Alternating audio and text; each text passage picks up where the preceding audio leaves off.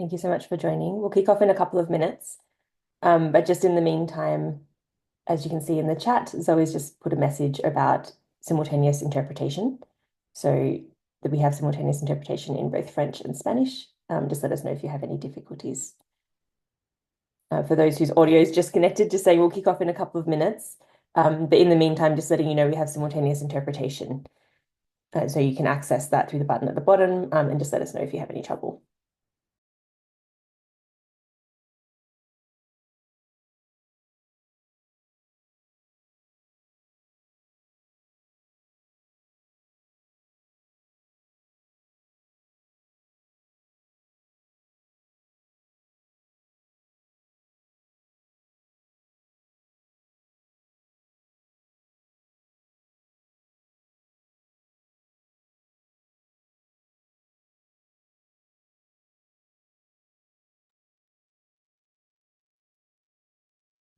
Hi, everyone. I'm sure we'll have a couple more people join us, but given we only have an hour, I think let's kick off. It's so great to see so many of you joining us for this conversation this morning. My name's Rebecca. I'm the Legal Strategy Director of the Fossil Fuel Treaty Initiative, and today we're very delighted to be joined by Ray Acheson for this webinar on banning the bomb and smashing the patriarchy, which is actually the title of Ray's book, which captures the journey of the international campaign to abolish nuclear weapons, as well as developments in feminist disarmament activism. So Ray serves as the director of Reaching Critical Will, which is the disarmament program for the Women's International League for Peace and Freedom, or WILF, which is the world's oldest feminist peace organization. And Ray has been at the forefront of one of the most successful international treaty campaigns, which is the International Campaign to Abolish Nuclear Weapons. Ray's work was instrumental in achieving the Treaty on the Prohibition of Nuclear Weapons, which was adopted in 2017 and entered into force in 2021. Now, as many of you will know, the Fossil Fuel Treaty Initiative is also at a critical juncture at the moment. We have 16 countries that have endorsed the call for a fossil fuel treaty, over 120 cities and subnational governments, 3,500 civil society organizations, and more than 1 million individuals worldwide that have all stepped up to say that they're backing the initiative. So the prospects of successfully negotiating a treaty, I think, are more real than ever. But alongside that, that means that the challenges that we face are also more real than ever. So I think this conversation comes at a really opportune time for us as we're at this kind of pivotal moment. And we're really excited to hear from Ray today. So today we'll hear from Ray about their experience as part of the international campaign to ban them, to abolish nuclear weapons in the lead up to the Treaty on the Prohibition of Nuclear Weapons, and the lessons that we can learn from our own campaign. So just some quick logistical notes. This session is being recorded. As I mentioned earlier, we have simultaneous translation in both French and Spanish. Let us know if you have any difficulties accessing that. And Zoe is helping manage that as well, so you can reach out to her. Ray will speak for around 15 minutes and then we'll open the floor for questions. So if you have questions throughout, it'd be great if you could put them in the chat. That way I can make sure that we're helping manage the flow of questions and getting through as many things as we possibly can. But I think that's all for introductions. Do reach out if you have any technical issues, but I think let's hand over to Ray. We're really delighted to hear from you, Ray. Thank you so much for joining us today. So I'll pass to you to take it away. Thanks so much, Rebecca, for the invitation, and hello to everybody on this call today. I hope that this provides some useful information, and I look forward to your questions. So just to start out with, I was asked to talk a little bit about the story of how the TPNW, the Treaty on the Prohibition of Nuclear Weapons, came about. And so really it came from a time years ago when there was, and still is today, mounting frustration with the doublespeak of the nuclear armed states and the hypocrisy of the small minority of countries in the world that possess nuclear weapons or that include nuclear weapons in their security doctrines. And so what we had was legal obligation on the one hand to eliminate nuclear arsenals, and on the other hand, the countries that possess these weapons were investing more and more money at that time even into their so-called modernization, which is a euphemism for extending the lifetime of these weapon systems in direct contradiction to their legal obligation to disarm. So this was sort of when this was all taking off was around the in the early 2000s, and 2010 was sort of a pivotal moment. So there's a lot of parallels, of course, to today in terms of international law and how that's being taken seriously or not seriously by certain countries in the world. But it was already going on, of course, back then.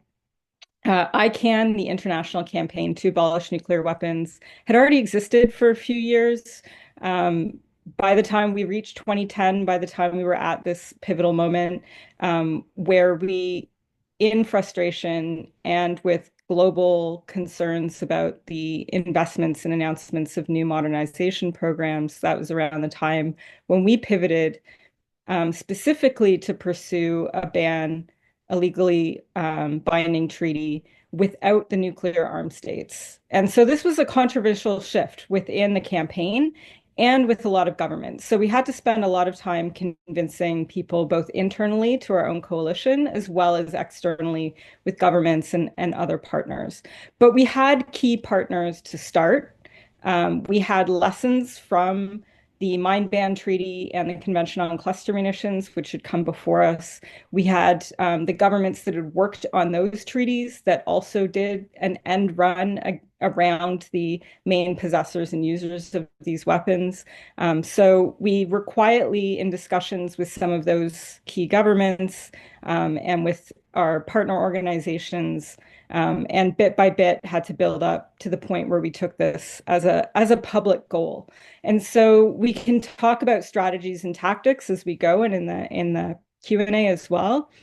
But really briefly at this point, we put a lot of focus into building up a cross-regional core group for our work.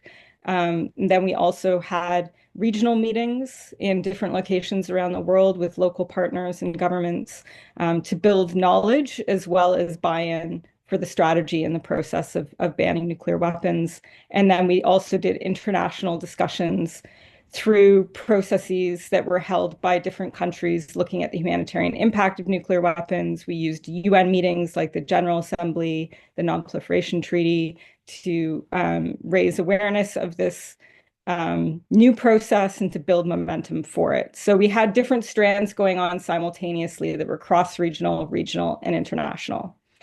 And it did take several years, but once we did reach the point where we had a majority support of governments for a new treaty banning nuclear weapons, then the negotiations were very quick. It was, 1 week in March and 3 weeks in June, July of 2017. And it resulted in an imperfect but a very strong treaty, which currently has 73 states parties and 94 signatories. It's had 2 meetings of states parties so far, and the third meeting of states parties is actually going to be in 2 weeks, starting March 3rd here in New York. So that's just a really quick snapshot of what we did. But I think it's most important to focus on the questions that I was asked to talk about around the critical elements of ICAN's campaign, the lessons that we might want to impart to the fossil fuel treaty campaign, and different tactics and strategies. So let me dig into that a little bit more at this point. I think critical elements, one of the main ones is that we were a transnational campaign. So a lot of anti-nuclear activism in the heyday of the 1960s and the 1980s was largely concentrated in the US and Canada, Western Europe, and Asia Pacific. And so we, of course, galvanized those existing networks, but we also worked with campaigners in different regions of the world who had experience working on other disarmament issues. So again, landmines, cluster bombs, also small arms. And so these are campaigners that had experience dealing with weapons, disarmament, government advocacy, but we're bringing in the nuclear issue to their portfolios. So Latin America, Caribbean, across Africa, building up networks with activists and with governments and diplomats within those countries. And of course, it ended up really being the Global South that drove this process forward. So this was extremely critical. I think another important element to the campaign is that it was very explicitly feminist. So there was many women, non-binary, and queer folks in the staff and in the steering group and in the larger membership as well. And we promoted these views and perspectives very openly within the campaign. And I think that this was really important for attracting new membership, younger membership, for having a very consistent analysis of what the problem with concepts like deterrence were and with all the money going to nuclear weapons. Um, and I think we could have gone further in that direction, but having it there was very important. I think another critical element was being decolonial. And again, we didn't always get this right either, but we did put in a lot of work to center communities that have experienced harm from nuclear weapons, and to have an anti-imperialist and decolonial perspective within our work. We always worked as well to ensure the participation of survivors from both the use of nuclear weapons in Japan, but also from nuclear testing in the Pacific, the US, Kazakhstan, etc. And it was important for us to not just stop at, testimony, asking people to talk about their experience, but reciprocity was really key in these relationships that we built up with survivor and affected communities. The Nuclear Truth Project, which is a partner of ICANN, has developed protocols for what reciprocity can look like, and that might also be useful. I'll pop the link in the chat once I'm finished speaking. I'm not really good at multitasking on Zoom. Um, Another critical element for the campaign is that it was really fun and creative. And I think this can get lost with those of us who are more policy wonks. But it was a really important part of raising the campaign's profile in the general public. So all of my favorite examples really come from ICANN Australia, which was, I think, the most fun bit of the campaign. They did banner drops off the foreign ministry roof. They wore kangaroo costumes at Parliament. They dismantled a fake bomb built by Greenpeace in the desert near Pine Gap. They made music videos. So I think these sort of outside the box campaigning tools can be really effective to bring more people into a campaign than, say, policy papers do or reports from UN meetings, which not to say those aren't important. I do a lot of that myself, but just that there needs to be attention paid to the creative aspects as well. And then the last critical element I want to talk about is conveying the spirit of possibility. So while we were always honest about the obstacles that we were facing and the dangers of nuclear weapons, we also always tried to project confidence that we would achieve the treaty, that we would achieve nuclear abolition. And we emphasized the morality of our position, the political and economic sense of it, and the urgent necessity. And we always put those messages and framing alongside any news that we were sharing about how bad things were. So I think it's important to always offer hope, not as an empty idea, but as something concrete that people can work for and be part of achieving. In terms of key tactics and strategies, there's four I want to touch on briefly. The first is building relationships of trust and solidarity with diplomats from key countries. That was really important to our work. We created space away from the main conferences or meetings that we were at together when everyone's busy and stressed and running around. So we actually put aside time to meet separately from that, to talk about what we needed to do and how to do it, and to build a sense of camaraderie and teamwork. And so these meetings were with the cross-regional group of diplomats, as well as some activists from ICANN, folks from the International Committee of the Red Cross, and others. And so we built in time to go on walks with each other and hang out in the pub and sort of become friends as well as do the work. Building knowledge and capacity at the regional level with diplomats was also really key. And so these were organized by ICANN together with the Red Cross and another, a Norwegian NGO that we were partnered with at the time. And so we would bring together government officials from different regions together with local activists from their countries. So it wasn't, flying in folks from other regions exclusively to talk, but it was a real sense of regional ownership being built around these issues and the process. Um, I think a third one that's important to raise is the importance of building different ways for people to get involved in the campaign. So ICANN had a lot of different little campaign spokes that people could join in whatever they felt most comfortable doing. So it wasn't just about coming to the UN or talking to your diplomat, but it was also, we had a parliamentary pledge that people could work to get their elected representatives on board the ban. We had the Don't Bank on the Bomb campaign, which is still going as well, which is to divest your own money from nuclear weapon producing companies or get your bank or your pension fund to divest. There's a Schools of Mass Destruction campaign, which is to look at the schools that have a tie-in to the nuclear industrial complex. We have a cities appeal to work with city councils to endorse the ban and divest money from nuclear weapons, different direct actions that folks were engaged in. So having different things that speak to different people is really important. And then making it relevant to other struggles was really important for us too. And again, I don't think we did this as much as we could have in the time that we were leading up to the ban negotiations. It is a challenge because when you have a big coalition with a lot of partner organizations, you can really only say things that are in line with what everybody in the campaign has agreed to, right? So that means that not everybody in your broad coalition, they might all agree on the issues relevant for fossil fuels, but they might not agree with everything that you think about other social justice issues. But I think that it is really important to try and make our campaigns relevant for people that are focusing on other issues and that are also struggling materially in the real world right now, which is a lot of us, especially now.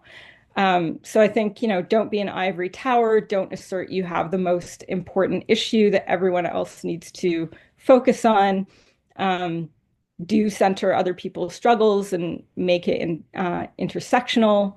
And so I think, helping people understand how abolishing fossil fuels is part of abolishing other structures of state violence. Those types of messages can be really crucial where it's possible to do. And then the third aspect that I was asked to talk about were the pitfalls to watch out for or surprising challenges that we should be prepared for. So again, we can dig into this deeper in the questions, but the few just briefly that I want to mention. Number one, governments scare easily, even the good ones. They are inherently conservative, not necessarily the individuals that you're working with, but the government system as a whole is inherently conservative. And taking risks takes a lot to build up to it. So you have to make sure that you've put in the time and the energy to build those relationships and to convince people and to keep convincing people that they're making, the right move. And I think we had to put in more time than we ever thought necessary into that aspect of things. A lot of us are used to working with other activists. Activists are much less risk averse than diplomats and government officials, so something to keep in mind. Key partner governments give up core positions at the last minute. And then they turn around and try and pressure activists to give up the core positions as well. So you get the messages, especially when you're reaching crunch time of negotiations and you thought you've laid all your proper groundwork. And then suddenly they're coming to you saying, oh, this isn't realistic. We have to get this treaty done. Don't make the great the enemy of the good, which is a line I hate so much. And so I think one of my main messages that I always say when I'm talking to activists about dealing with governments is that it's never our job to compromise. Governments are the ones negotiating the treaty. Our job is to provide them with the political cover to hold out for the best possible outcome. Of course, we're not necessarily going to get everything that we want in a treaty as activists. But if we compromise, if we're saying, oh, we'll let that go, or oh, that's not that important, or we're not going to make the great the enemy of the good, then it gives them actually less space to hold the ground during negotiations, and everything slides in a much more conservative direction. So that's one of, I think, the most key things to be aware of. And then I think, building on that, internal divisions within the coalition start once this kind of pressure starts. So again, you think you've got all your red lines and ducks in a row, but you really need to be prepared in advance for those shifting internally, even within your coalition, as things are unfolding. And you need to be prepared for how to make decisions quickly and inclusively while that's happening. And then for this to be effective, I think diversity of leadership within the campaign is really crucial. So if a coalition has a lot of partner organizations in the global south, but its leadership body is mostly white Western folks, then it's really only entrenching imperial power imbalances. So making sure that your campaign is decolonial as well, including for these like the decision-making bodies for when you're in these stressful strategic moments for negotiations, and making sure that people that are in those decision-making bodies are accountable to people that are in the campaign and to the world, and aren't just folks that will get sucked into the government narratives about credibility, etc. And then, so the last point I want to make again, which I've sort of already made, but I'll reiterate it, is that this credibility trap is the biggest thing to watch out for, in my opinion. And I believe it's the job of activists and organizers to refuse the mainstream and establishment narratives about what is credible, and to always push the boundaries about what is credible in order to change the notion of what's possible and what's realistic. Otherwise, we'll just get dragged further and further away from our goals. And I say this all the time, the middle ground is a myth. Conservative positions will always pull people away from progressive ones if given any space to do so. And if you doubt me on this, just look at what's happening in the United States right now. Look at what the so-called progressive or liberals, what room they gave up and what has happened because of that. And hold that in your minds whenever you're dealing with a big campaign, coalition, governments, diplomats, whomever, because I think that's a pretty good case study for what I'm saying. Um, which, of course, to clarify, I'm not saying in your interpersonal relationships never compromise or never change your mind. I'm not saying any of that. I'm just saying when you're in these strategic campaign negotiation moments, to always remember what your role is as an activist and that it is different from a government. And our job is really to push boundaries, not to concede ground. So I'm going to stop there and happy to take whatever questions you might have. Wonderful. Thank you so much, Ray, for those insights. I think both incredibly practical, some really powerful ideas for us in the Fossil Fuel Treaty campaign, but also really clear in terms of the challenges and pitfalls that we need to be aware of as well, going forwards. But also, I think the key thing here is also how, it's inspiring to hear how ICANN was actually successful in bringing about a new treaty. And I think often when you're in the midst of a campaign, it's easy to feel that there are a million things to do and it's very challenging and sort of it's all an uphill battle ahead of you. But looking to see that it's actually being done and that civil society movements can actually lead to new treaties, is also always reassuring. What we'll do now is we'll open for questions. Maybe while folk are thinking of their questions, I'll ask one to kick us off. And I'll invite everyone, if you could either put your question in the chat or raise your hand, and we'll come to you in just a moment. So please, don't be shy. We'd love to hear from all of you. And while you're thinking of your questions, for me, I think actually your last point that you were just making there, Ray, about the credibility gap is really interesting. And one thing that emerges for me over a lot of conversations around how the campaign evolved and how the TPNW evolved was this strategic decision that ICANN made to push for a high ambition treaty that didn't include the nuclear powers. And I imagine that that was quite a difficult conversation to have and kind of a difficult thing to convince states of as well, the value of doing that. So I was wondering if you could remark on that a little bit, how you sort of, the campaign pushed for, no, we want to hold the line, we want a high ambition treaty, even if that means the nuclear powers aren't at the table. And given it's been 8 years now since the treaty was adopted, how are you seeing that dynamic actually play out as well? Thanks, Rebecca. Yeah, that's a really good question, important question. So one of our main arguments was, of course, that since the beginning of the nuclear age in 1945, governments and activists had been calling for the elimination of nuclear weapons.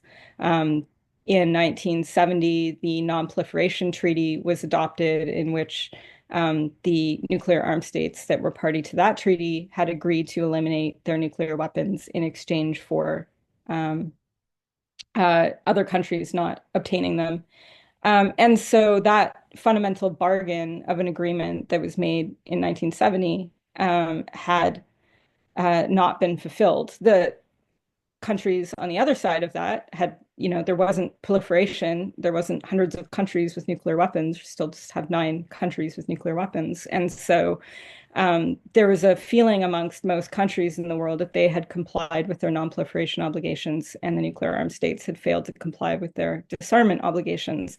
And so having that as the backdrop was sort of our starting point for articulating the idea of a new law that would prohibit nuclear weapons categorically for all countries, putting them on equal footing instead of having this two-tiered approach that was in the Non-Proliferation Treaty, and basing it on the treaties that had been developed to deal with weapons since the Non-Proliferation Treaty. So we were looking at landmines, cluster munitions, etc. So having a treaty that would put nuclear weapons in that category of other WMD that had been completely prohibited, like chemical and biological weapons, put them in the same category as other indiscriminate weapons like cluster munitions and landmines that had been outlawed for all countries, and sort of having this equalization under the law for nuclear weapons instead of treating them as this special category of a two-tiered global obligations. And so that was part of what helped convince governments to come on board. The other aspect, I think, that was really helpful, less analytical, but more sort of how we got individuals within systems, was really the arrogance of the nuclear armed states, and their extremely aggressive, poor behavior that became very misogynist, very racist in how they would talk to diplomats of the global south on these issues, basically as countries that had no stake in the game, that did not understand international security, that had no international security concerns because they didn't have nuclear weapons. And so they really treated them in a very patronizing, patriarchal way.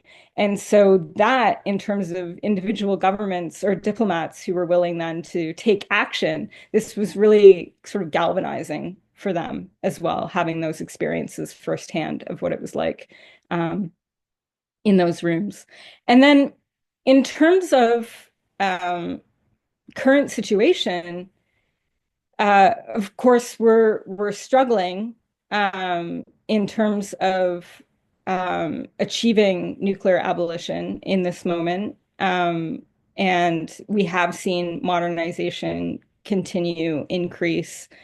We have seen new threats to use nuclear weapons, most notably, of course, Russia's threats in the context of its full-scale invasion of Ukraine in 2022, but also we've had threats between the US and North Korea and other places in recent years. And so that's definitely, the global political deteriorating situation that we all find ourselves in now is not working in our favor either.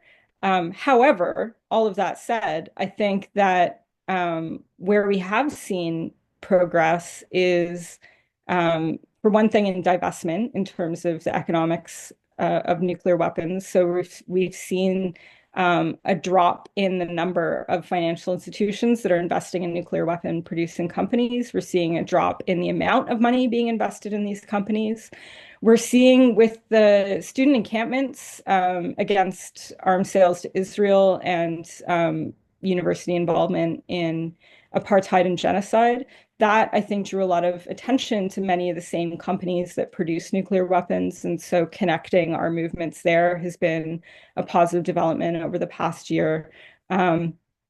And I think also the way that the TPNW has changed the legal landscape has been effective. It's so interesting when you help create something that didn't exist before, and then people in academia and in politics are suddenly talking about this treaty and it just exists. And now it's a fabric of reality that everybody in the world has to contend with.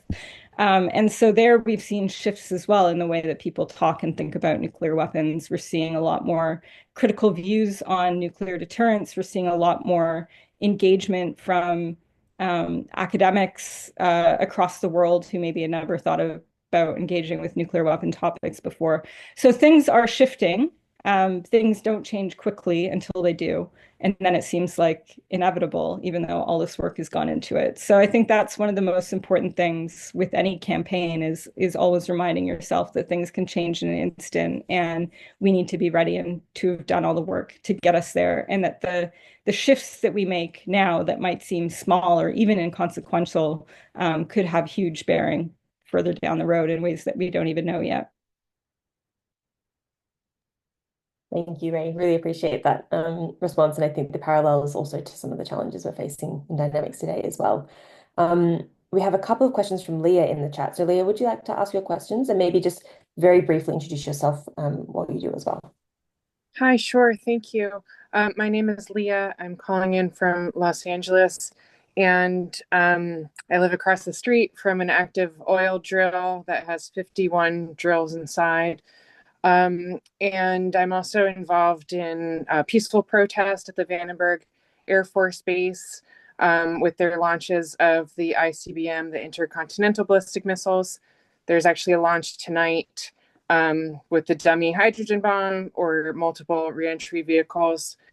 And also the Los Alamos National Laboratory and Lawrence Livermore Laboratory have an open comment period. I'm just like, for, if anyone's interested in submitting comment, because they're starting or restarting plutonium bomb core production. And I attended the hearing last week for Los Alamos, and hearing the witnesses, hearing the people who have been affected by this has changed me forever. And so thank you, Ray, for all the work you do. I've been a fan for a long time, and grateful to hear you today. And I have three questions. One is, I'm just curious about what you mentioned with reciprocity in hearing or, working with people who are affected by nuclear weapons. Can you speak more about what you're going to put it in the link in the chat. I can read up on it. Great. And my other question was, I have two other questions. One is if you could clarify, I didn't quite hear what you said, something about don't compromise the great for the good. And I was interested to hear more about that and who says that. It sounds like it was like an attempt to make activists compromise, if I understood correctly. And then also just curious of your interpretation of like why governments are conservative as a behavior. Is it a hierarchical power structure that they want to maintain power and or also is it just easy to be fearful, so they make conservative choices to project those fears onto other boogeymen or create the boogeyman? Thanks. Thanks very much, and for all the work that you've described that you're doing. That's really, really important. I have popped the link in the chat for the Nuclear Truth Project protocols, so they have really good lessons for how folks can be reciprocal with affected communities, survivor communities in particular.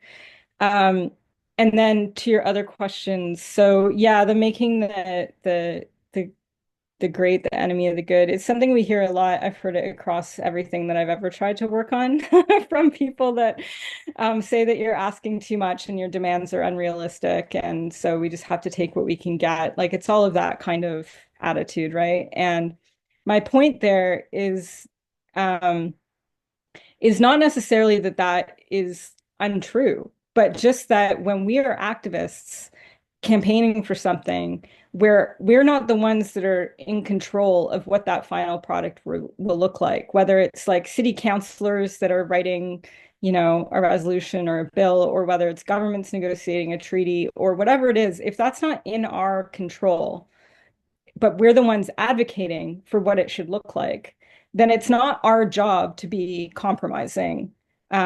It's our job to be explaining what it is that people in the world need, what it is that the planet needs. That's our job, and to hold that line.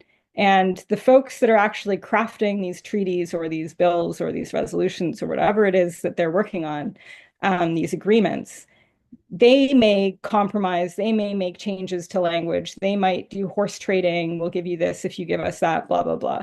And all of that is going to happen, and it's going to happen outside of our control. The one thing we can control is what it is we're asking for. And when we're asking for the strongest positions, then it does provide cover for those that are actually doing the negotiating and the bill writing, et cetera, to be as strong as possible internally. Because if we compromise, then we just keep getting dragged further and further away from what it is that we actually need in order for, in this case, the planet to survive.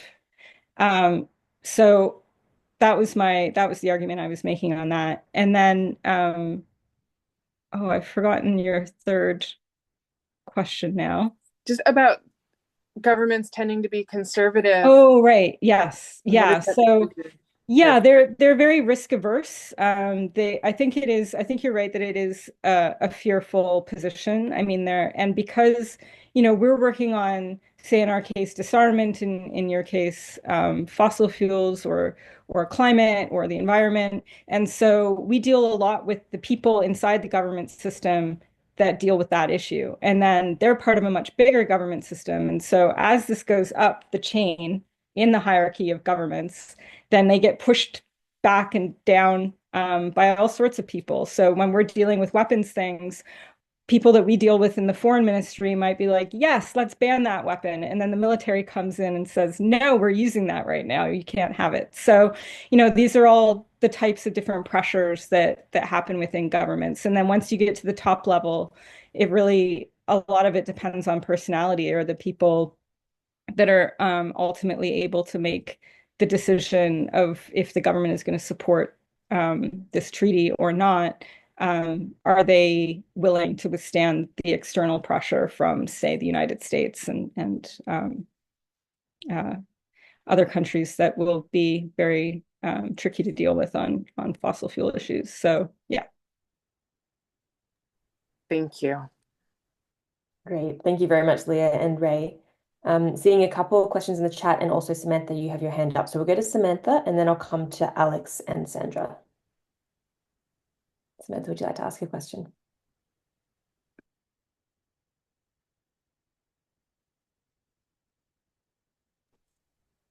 Sorry, getting off mute is always a struggle.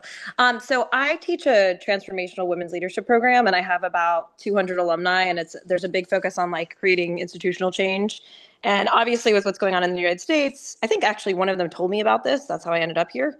But obviously with what's going on in the United States, I have been like beside myself figuring out how do I activate this community. I have like 100+ alumni from all over the world. How do I activate them in a way that's meaningful to resist and stand against Trump and Musk and, the dissolution of USAID, et cetera, that's actually going to make change. So like you've already given me a lot of ideas, but I feel like you probably have thought about this as well, of the best ways to actually move the needle. Because I teach all different forms of activism. It's like I teach all these different strategies, but like I need to figure out how do I take this collective energy and channel it in maybe two ways, three max, right? Not 20 different ways so that nobody has an impact. So I'd love to hear, what your thoughts are on that.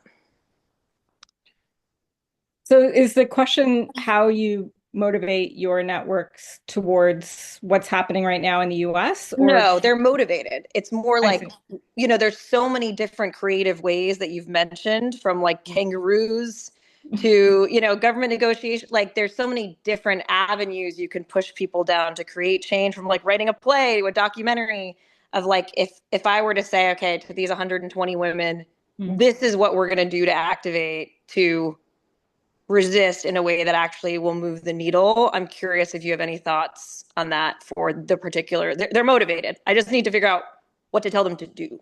That's the question. Right. Well, I think, they're all individuals, right? And they're all going to have their skills that they can bring into the Yeah. situation. And I think it's not so much about telling people what to do, but making them feel that literally anything they do is better than doing nothing. Because I think a lot of people, especially in these moments of overwhelmed, where every day I just can't, the act of like opening your phone or computer to look at what has happened while you've been sleeping or tossing and turning, is really overwhelming. And I think that it does prevent people from doing anything because they feel like if they're not working on everything, then they might as well not do anything. And that's like the worst thing, right? So I think the way that I'm trying to be to talk to folks that are feeling like that is really to give examples from a lot of areas. So I mean, you're saying you want them to focus on one thing, but they're all not going to be good at that one thing, or they're all not going to want to do that one thing. So if you give them like a creative idea, like a direct action idea, a like political city hall idea. If you give them ideas in different categories, I find that tends to make people then think, oh, well, I could do that. And also, and then they start going on their own of like what that could look like. But I think the most important thing in orienting people right now is literally to do anything. Do like do a mutual aid thing, volunteer for a group, go to a protest, write a letter to an editor. Like all of these different things. I hope that makes sense and is clear. Yeah, no, I thank you so much. Appreciate it. Thanks, Samantha. So I have Alex and then Sandra and then Liz. So maybe actually, no, I was going to say we'll take three at a time, but that might be overwhelming because I think they're all quite detailed questions, Ray. So we'll go to Alex first and then we'll come to you, Sandra. Hi, Ray. Thank you so much for this. Apologies not to be on video. I'm doing the school run right now, but I really appreciated the reflection. I think as I was asking in the question, I really appreciated your reflection that people are facing a huge amount of intersecting struggles, and even inside our own movements, whether it is the movement, the climate justice movement broadly, or the movement against fossil fuels broadly, the treaty is just like one part of that movement and one part of that effort, and recognizing and respecting that. I wonder how ICANN went balancing its activities between the ones that were really specifically focused on like moving the treaty forward, and you could see this kind of direct line, this is helping us get towards the treaty, and the activities that were, I guess, more broader around this is going at the social license of nuclear weapons and undermining the general case for the use of nuclear weapons. And if you had any reflections on that, I'd really appreciate them. Thank you for your time.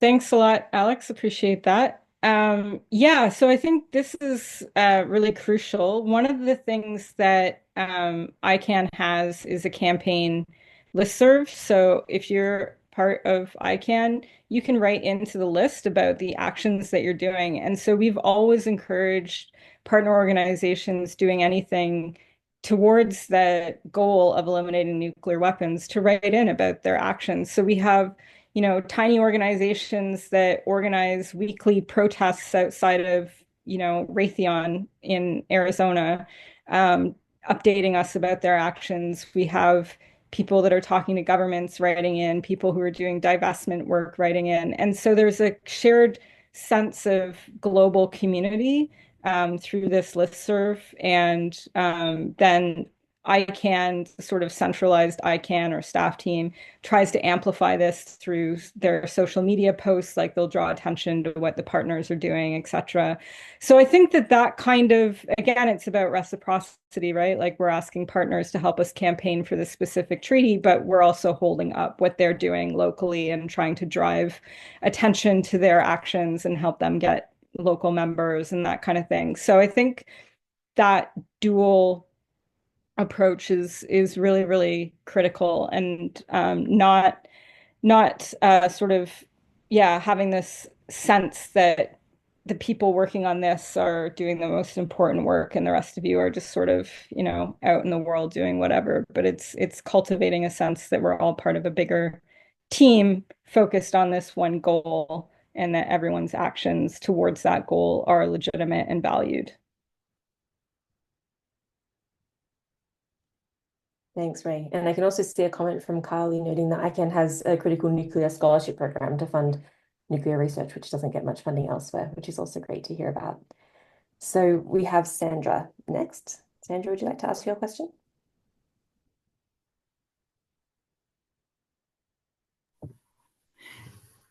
Actually, thank you so much.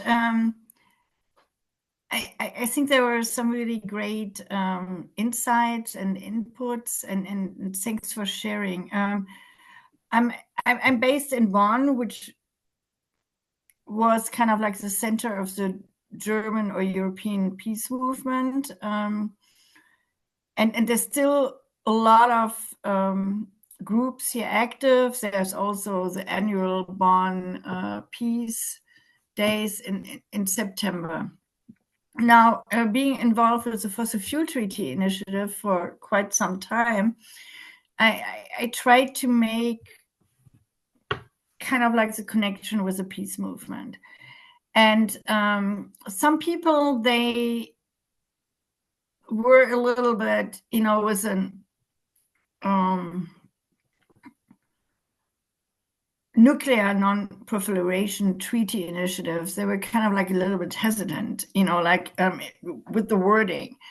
And I think they can make much more a connection with the ICANN movement.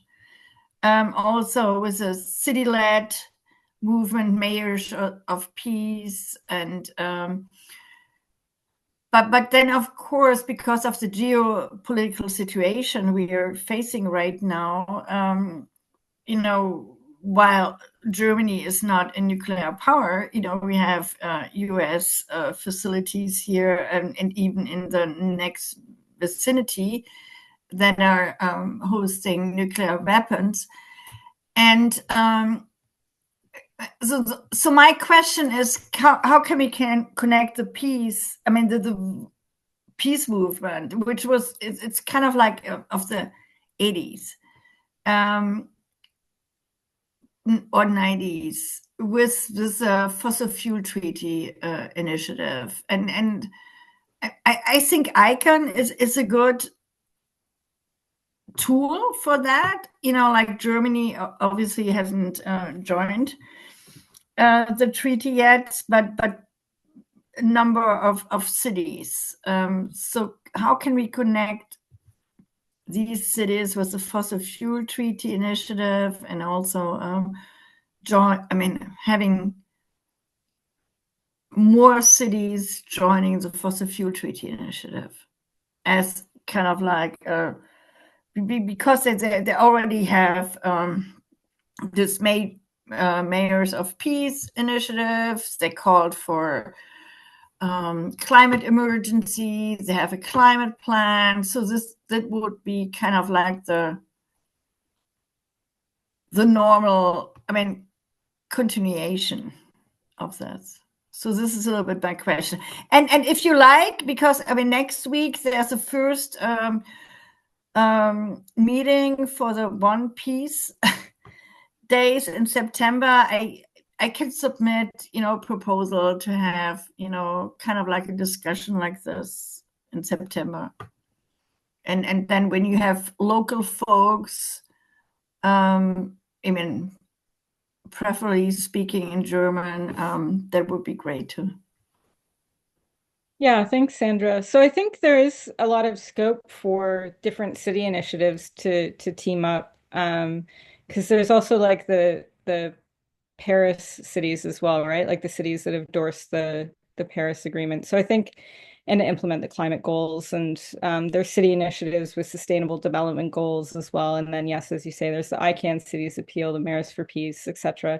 So I think that there's a natural connection that could be made by folks that are working at the Fossil Fuel Treaty Initiative that are doing that city level work to connect up with the ICANN Cities Appeal. I mean, these lists are, at least on ICANN's side, they're on the website, the Cities Appeal website, so you can see which cities and compare them, and then see if you can get activists within those cities to do joint initiatives, or whether it's events or letter writing or campaigning or something like that. So I think there is a lot of scope for that, that type of work. Divestment as well at the city level is really important. So lots of climate. I mean, here in New York City, we one of the ways we were able to push the nuclear weapon divestment um, uh, initiative at City Council was to say, well, the New York City Council is divesting from fossil fuels, or has committed to do so.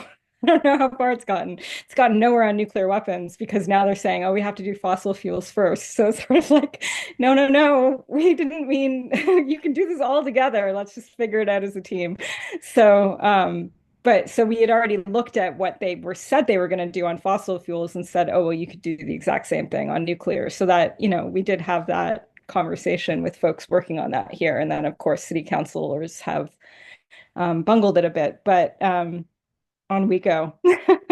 So yeah, lots of natural connections to be made there that I think are good. Thanks, Ray, and thanks, Sandra. So we're coming up to time. Let's try and get a few short, sharp questions in, I think, just to make sure we get as many in as possible before the end of the call. So I have two from Liz. Maybe, Liz, if you want to ask them together, I think they're both really relevant. And then I have a question from Angus, which I'll read out after that. Thanks.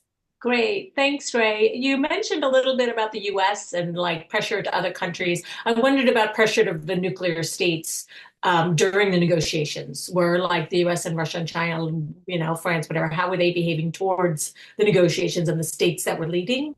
And the other second one was, I know you did some really amazing work on gender provisions in the treaty, and wondered what particular countries were championing that and how they managed to take this up and continue and run through it. If you had any reflections on that, those 2 points.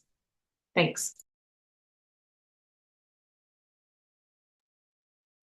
Yes. So in terms of pressure, there was a lot of pressure leading up to the negotiations by the nuclear armed states trying to prevent it from happening. And then there was pressure during the negotiations, and then pressure after the negotiations. So just really quickly, before, for example, the Obama administration, just before he left office, was he sent a memo to all of the NATO states, the North Atlantic Treaty Organization countries, which have a nuclear deterrence relationship with the United States, to prohibit or to say that they should not attend the negotiations. And so there wasn't any NATO states in the negotiations except for the Netherlands, which was forced to do it by its parliament because of an active civil society campaign. So score one again for civil society, forced the Netherlands to go.